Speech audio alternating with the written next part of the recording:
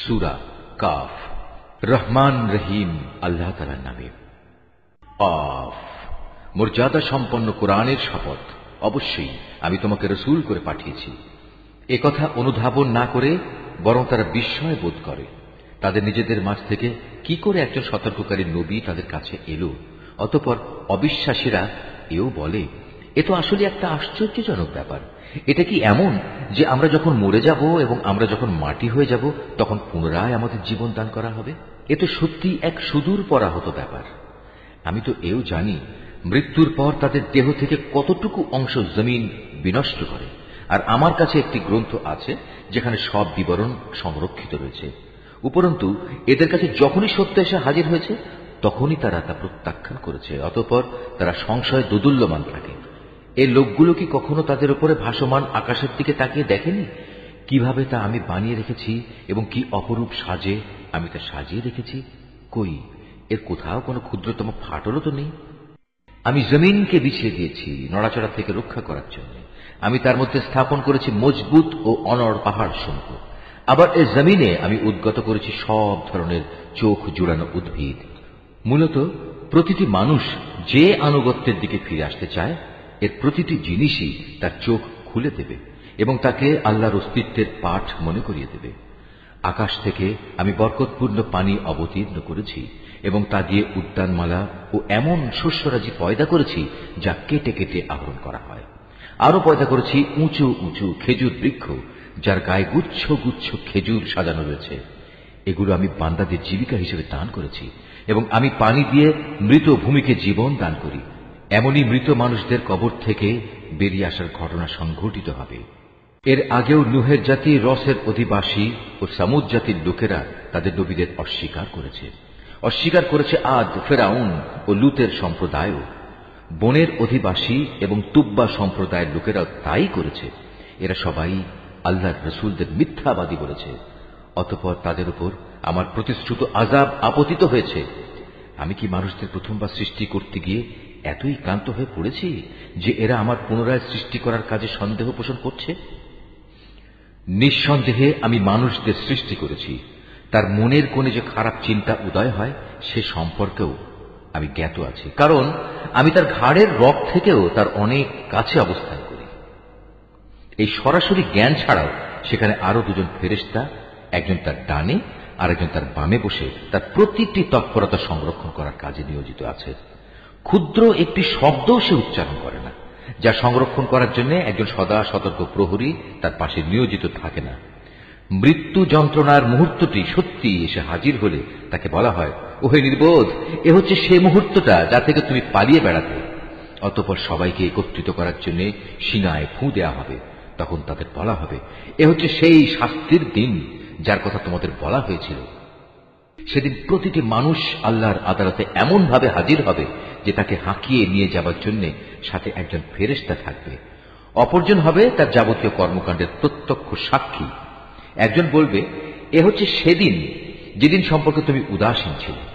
এখন আমরা তোমার চোখের সামনে থেকে তোমার সে পর্দা সরিয়ে দিয়েছি। অতএব আজ তোমার দৃষ্টিশক্তি হবে অত্যন্ত প্রখর, সব কিছুই এখন তুমি দেখতে পাবে। তার অপর সাথী ফেরেশতা বলবে, হে মালিক, এ হচ্ছে তোমার আসামি, আর এ হচ্ছে আমার কাছে রক্ষিত তার জীবনের নথিপত্র। অতঃপর উভয় ফেরেশতাকে বলা হবে, তোমরা দুজন মিলে একে এবং এর সাথে প্রতিটি উদ্ধত প্রদর্শনকারী কাফেরকে জাহান্নামে নিক্ষেপ করো। কেননা এরা ভালো কাজে বাধা দিত, যত্রতত্র সীমা লঙ্ঘন করত, স্বয়ং আল্লাহর ব্যাপারে এরা সন্দেহ পোষণ করত। যে ব্যক্তি আল্লাহ তাআলার সাথে অন্য কিছুকে মাবুদ বানিয়ে নিত তাকেও আজ জাহান্নামের কঠিন আযাবে নিক্ষেপ করো।